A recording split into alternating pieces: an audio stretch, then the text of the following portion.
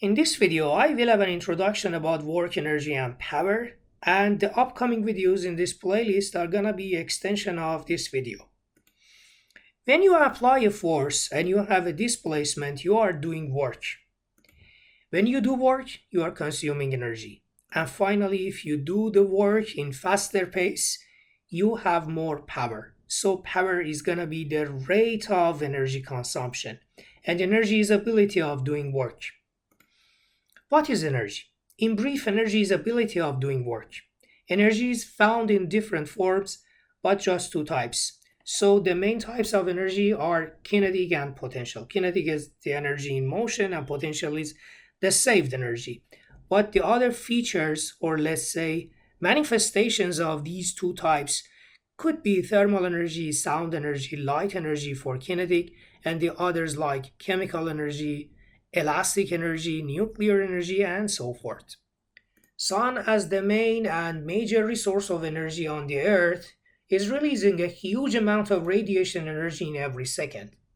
Part of that can evaporate the water from the sea and the formation of clouds. So here radiation energy is converted to gravitational potential energy because a huge amount of mass now is lifting up and goes to a very high altitude. Then we have rain. Gravitational potential energy is converted to kinetic energy. And part of that again could be saved.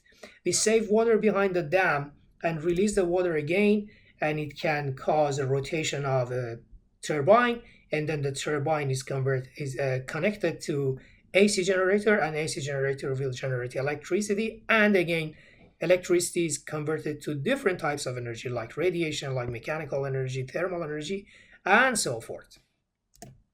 Conservation of energy is a principle we believe in. Rather than a proof for that, we insist for this conservation to be valid everywhere. When energy transfers from one form to another, nothing is lost, providing that you take care to include every single form of energy involved in the transfers. This is known as principle of conservation of energy. So it states that energy cannot be created or destroyed. Conservation of mass energy. Physicists now recognize that mass must be included in any table of energy forms. If the mass changes, the total energy also changes. In 1905, Albert Einstein presented his great idea about energy mass equivalence. E equals mc squared. If you convert a small amount of mass like m to energy, the huge energy is released like this. And c here is 3 times 10 to 8 meter per second, the speed of light. If you raise it to the power of 2, it will be a very great number.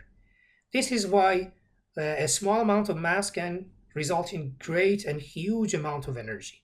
How can we ignore and how can we take it into account? It depends. For most energy changes, the mass difference between the beginning and the end of the process is insignificant and ignorable.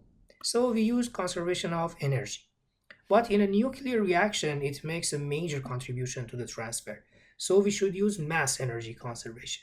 In this playlist, we always use energy conservation.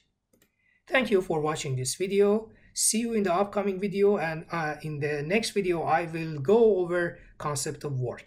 See you.